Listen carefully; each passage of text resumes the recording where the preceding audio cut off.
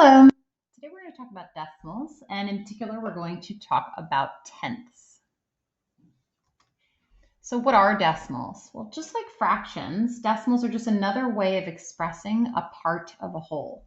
Just different languages, fractions and decimals. They both mean a part of a whole, they just look different. For example, let's look at this picture of this ruler right here. We're looking at this centimeter right here, and we're trying to measure this line up here. You can see that this line doesn't even measure 1 full centimeter. It's only part of the centimeter. So the question is, what part? Well, the centimeter is divided up into 10 equal pieces, okay? And this marks the eighth of those 10 pieces. And since these are divided into 10 pieces, they are called tenths. And this part here represents 8/10. Now, as a fraction, we would have written that as 8/10. But as a decimal, it can also be expressed as 0.8. Here's another way to look at it. We have here a bar that represents 1 whole divided into tenths. You can see each of them are labeled 0.1, 0.2, 0.3. This is 4/10, 5/10, 6/10, 7/10, and so on. 0.8 is the same as 8/10. It can be read as 0.8 or it can be pronounced as 8/10. Another way to think of it is to think about those number discs that we used to use in school.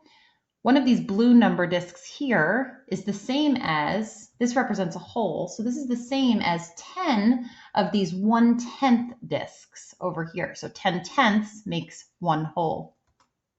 If we think about a number bond, we could say that if we're trying to make a whole, we know that 10/10 make a whole. So if this side of the number bond is 4/10 or 0.4, we know that we need 6/10 more to make 10/10 or 1 whole. And here we're looking at a place value chart, which we've looked at many times before, but when we've looked at place value charts, we've stayed on the left side of the decimal point. So if this is our decimal point, we've stayed on this side with all these pink places because these are the whole numbers over here. So when we go to the right of the decimal point, we start to look at the parts of a number. And the first place to the right of the decimal point is called the tenths place. So if we have, for example, 0.5, it's pronounced 5/10. That's the same thing as saying the fraction 5/10. All it means, 0.5, is that there is 0 wholes, or 0 in the ones place, and 5 in the tenths place. So you have 5/10.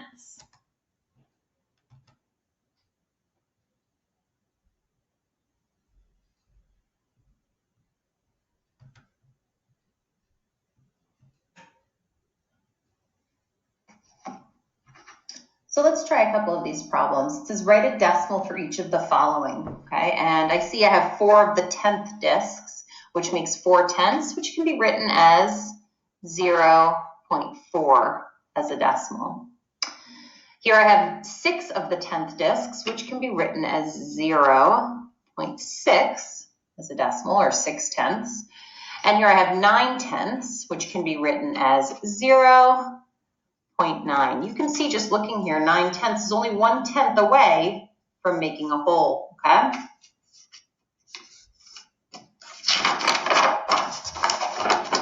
And up here, I'm looking at, this is now my whole, this box, and it's divided into tenths, 10 equal pieces.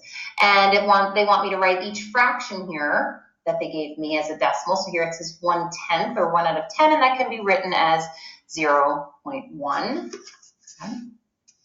B says 3/10. You see 3 of those 10th bars are shaded, which can be written as 0.3 3/10.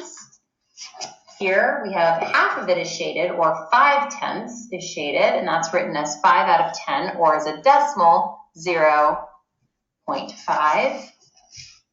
Over here we have 7 out of 10 of those shaded, which is 7/10, or 0.7.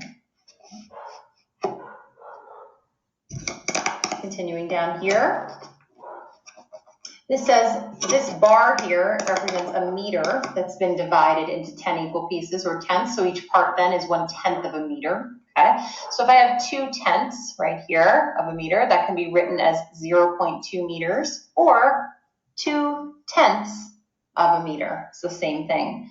And down here, it says to divide 1 kilometer into 10 equal parts, which makes each part a tenth of a kilometer. Here I have 4 of those tenths, or 0.4 kilometers, which means 4/10 of 1 kilometer.